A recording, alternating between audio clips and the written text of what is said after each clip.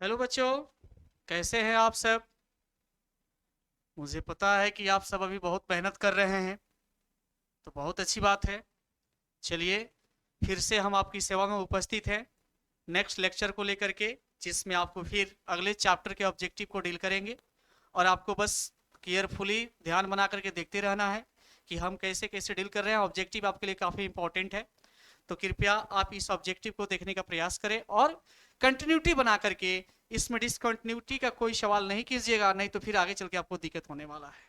ठीक है, तो आइए हम लोग शुरू करेंगे और नेक्स्ट चैप्टर को देखेंगे, जिसका नाम है चैप्टर 6। नाम क्या है इसका? General principle and processes of isolation of elements.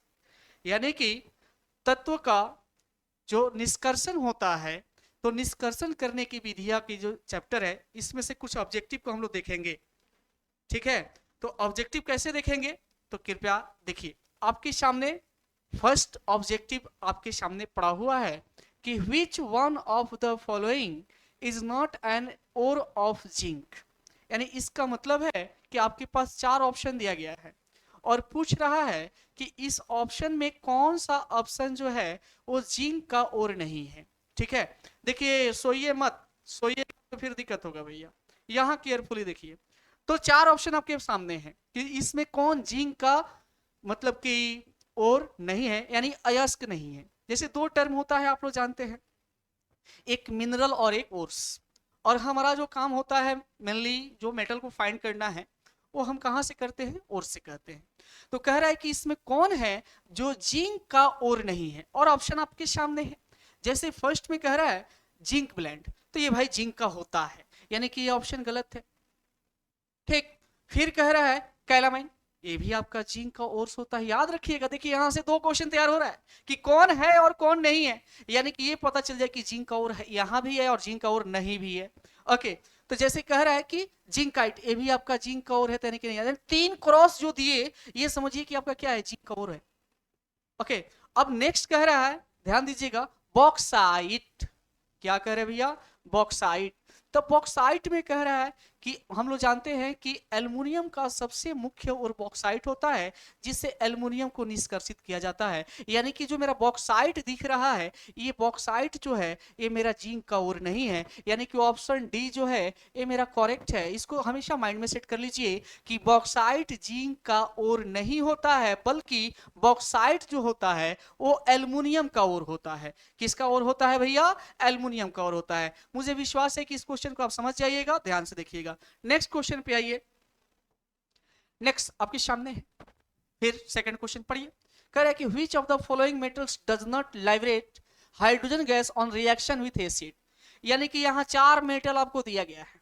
अब कह रहा है कि कौन से मेटल जो हैं हमारे हाइड्रोजन से क्या करते हैं भैया? अपने हाइड्रोजन से वो रिएक्शन, माने जैसे हुआ क्या कि जैसे एसिड से क्या करेगा? रिएक्शन करेगा, तो हमको हाइड्रोजन गैस नहीं देगा। तो एक चीज होता है, आप लोग जानते हैं, ईसीएस।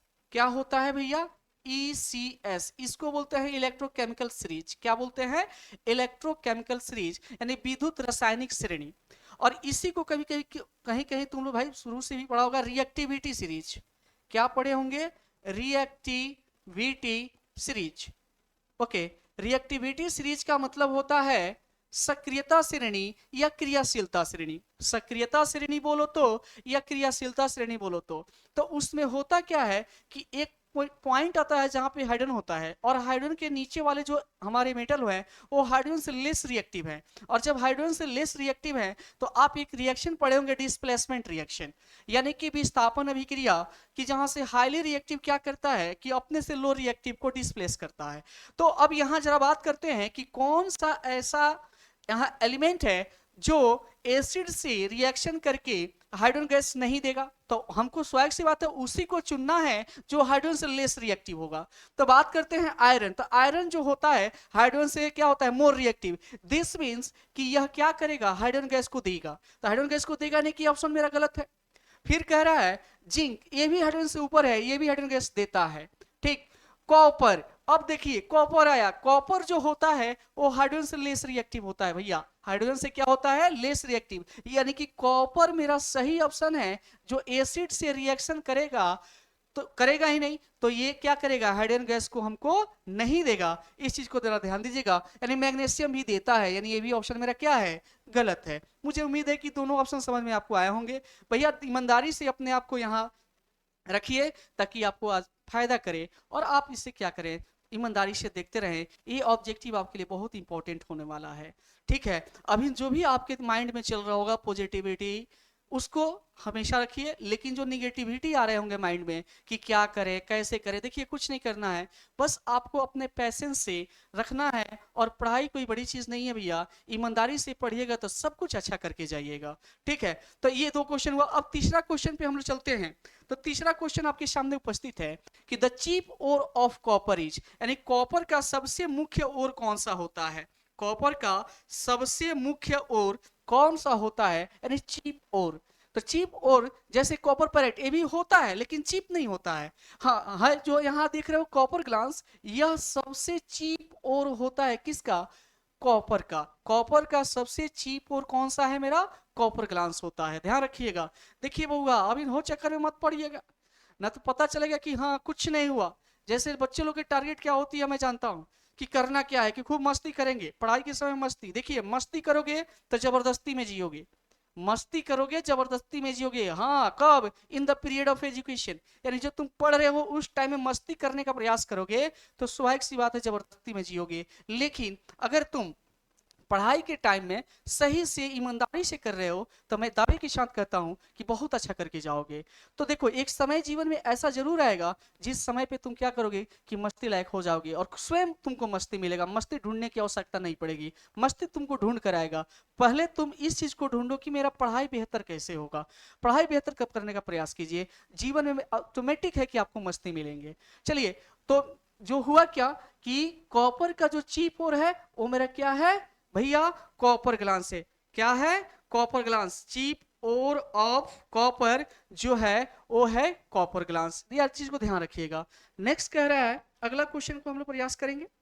अगला क्वेश्चन है galena is an ore of, यानी गैलेना किसका अयस्क होता है, गैलेना किसका अयस्क होता है। तो स्वाभाविक सी बात है, टीन का तो होगा नहीं, सिलिकॉन का तो होगा नहीं, ठीक, सिल्वर का होगा ही नहीं, होता किसका है, तो पीबी, यानी पीबी बोले तो लेड का, किसका होगा भैया, लेड का। ये हमारा क्या होता है, ओर्स होता है। याद रखिए गैलेना जो होता है वो कॉपर का अयस्क होता है। गैलेना किसका अयस्क होता है, कॉपर का अयस्क होता है। देखिए मैं एक बात कहना चाहता हूं, ध्यान से सुनिएगा, कि सब कुछ कीजिए लाइफ में। अभी ना आप स्टूडेंट हैं तो आपका सबसे प्राइमरी काम है अभी पढ़ाई करना। आपके पास बहुत शॉर्ट पीरियड टाइम बचा हुआ है फिलहाल। ओके, तो इसको थोड़ा सा केयरफुली कीजिए और अपने पढ़ाई पर ध्यान दीजिए। बिना पढ़ाई का कुछ नहीं होने वाला है लाइफ में। यदि सेटल होना चाहते हो तो पहले खुद को सेट करो।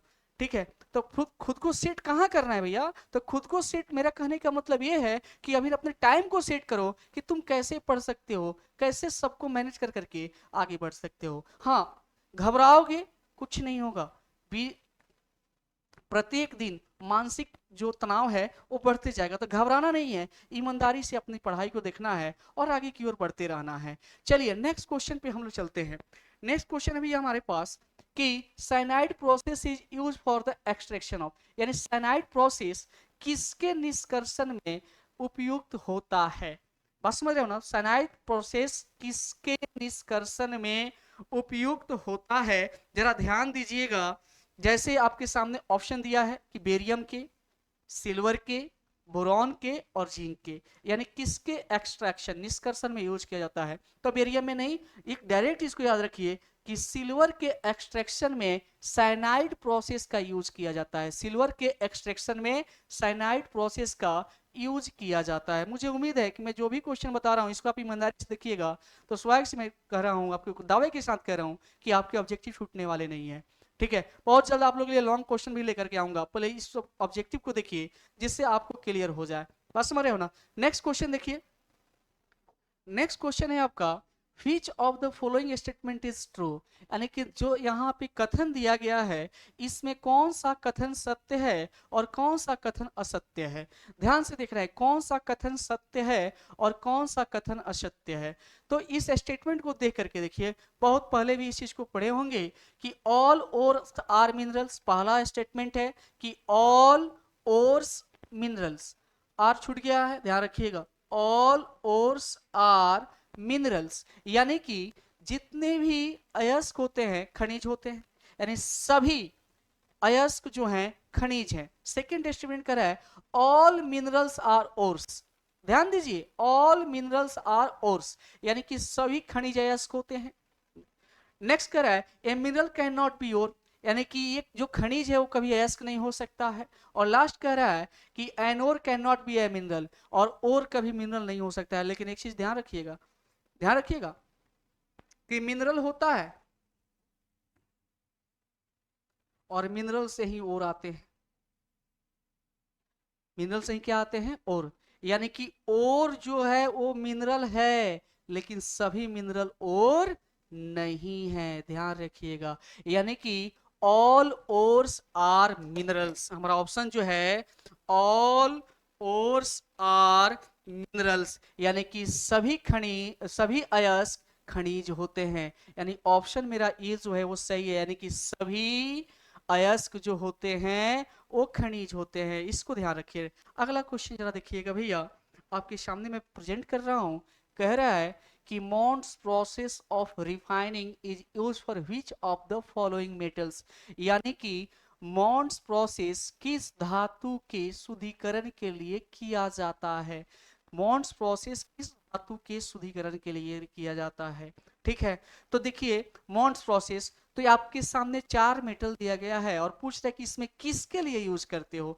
जैसे फर्स्ट में दे रहा है गोल्ड, सेकेंड में दे रहा है कॉपर, थर्ड में दे रहा है आयरन और फोर्थ में दे रहा है निकेल। अब जरा सोचिए कि इसमें किस मेटल के लिए मॉन्ट्स प्रोसेस का यूज किया जाता है, किस मेटल के लिए मॉन्ट्स प्रोसेस का यूज किया जाता है। तो याद रखिएगा कि निकेल मेटल के रिफाइनिंग के लिए, निकेल मेटल के रिफाइनिंग के लिए मॉन्ट्स प्रोसेस का उपयोग किया जाता है। निकेल मेटल के रिफाइनिंग के लिए मॉन्ट्स प्रोसेस का यूज किया जाता है। मुझे उम्मीद है कि आप केयरफुली देख रहे हैं।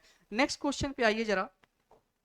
अगला क्वेश्चन है name name important ore of aluminium. First question याद करो कि कौन उसमें से जिंक का नहीं था, तो बॉक्साइट, यानी कि हमारा एल्युमिनियम का जो मेन ओर होता है वो बॉक्साइट होता है। यानी ऑप्शन ए जो हमारे सामने दिख रहा है वो सबसे सही है। यानी बॉक्साइट जो है एल्युमिनियम का मुख्य अयस्क होता है, बॉक्साइट एल्युमिनियम का मुख्य अयस्क। आपसे ऑप्शन में दे दिया रहेगा, आपसे पूछे कौन सा ऑप्शन सही है। ओके, यानी बॉक्साइट जो है सबसे मुख्य अयस्क है। नेक्स्ट क्वेश्चन पे आइए जरा।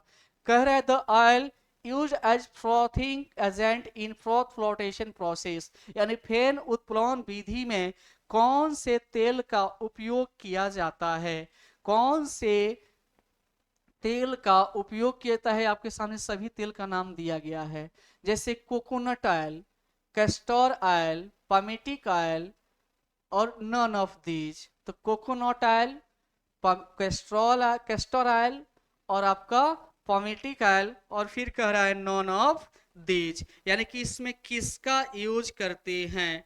ठीक है, तो याद रखिएगा जैसे आप लोग पढ़े भी होंगे कि फ्रॉथ फ्लोटेशन मेथड, वहां एक वर्ड आया होगा पाइनएप्पल, सॉरी पाइनएप्पल बोल रहे हैं, पाइन ऑयल, क्या यूज किए थे, पाइन ऑयल का उपयोग किया जाता है, जो इस ऑप्शन में कहीं नहीं दिखाई दे रहा है। यानी कि ऑप्शन डी है मेरा सही ऑप्शन। ऑप्शन डी क्या है, सही ऑप्शन है। कि लेकिन यूज याद रखिएगा कि ऑप्शन में यदि पाइन ऑयल देता है तो याद रखिएगा कि पाइन ऑयल का फ्रॉथ फ्लोटेशन मेथड में यूज किया जाता है। कौन सा ऑयल का, पाइन ऑयल का। नेक्स्ट क्वेश्चन आइए। ठीक, नेक्स्ट क्वेश्चन देखते हैं हम लोग, जो 10 नंबर क्वेश्चन होंगे आपके। कह रहे चीप ओर ऑफ आयरन, यानी आयरन का मुख्य अयस्क। जैसे आपके सामने बहुत कुछ दिया गया है, ध्यान दीजिए, चीप ओर ऑफ आयरन। ठीक है, सबका नाम दिया गया है, ध्यान से देखिएगा। क्या क्या दिया गया है, मैग्नेटाइट, फिर क्या दिया गया है, सीडेराइट, फिर क्या दिया गया है, हेमाटाइट, और लास्ट में ऑप्शन है ऑल। यानी कि इसमें आयरन का अयस्क कौन सा है, तो याद रखिएगा ये सब होते हैं।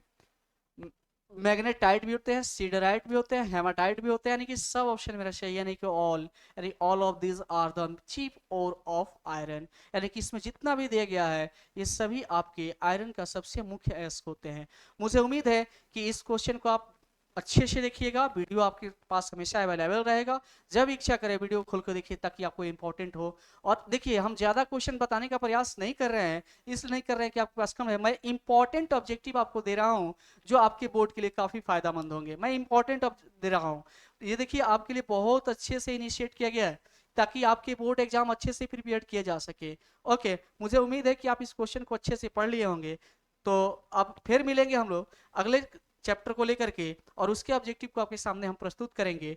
चलिए इसी में एक लास्ट है कि देखिए भैया आजकल की जो चल रही है समय, वो प्यार मोहब्बत की चल रही है। किसकी चल रही है? प्यार मोहब्बत। आज बच्चे आ रहे हैं तो कुछ हो ना हो लेकिन उसको मोहब्बत होना चाहिए। आजकल के बच्चे जो आ रहे हैं उनको कुछ हो या ना हो लेकिन उनको मोहब्बत आ रही है। तो मैं उनको एक बात कहना चाहता हूँ कि चलो प्यार मोहब्बत करना कोई गुनाह नहीं है, लेकिन समय अनुसार प्यार मोहब्बत करना कोई गुनाह नहीं है, लेकिन एक समय होता है कि किस समय हम मोहब्बत कर सकते हैं। तो मेरा कहना है कि प्यार तो मैंने भी किया था, प्यार तो मैंने भी किया था, बहुत तगड़ा किया था। प्यार तो मैंने भी किया था, बहुत तगड़ा किया था। जब एग्जाम आया भैया तो मैंने उससे झगड़ा किया था। थैंक यू, फिर मिलेंगे आपसे नेक्स्ट लेक्चर में। चलिए।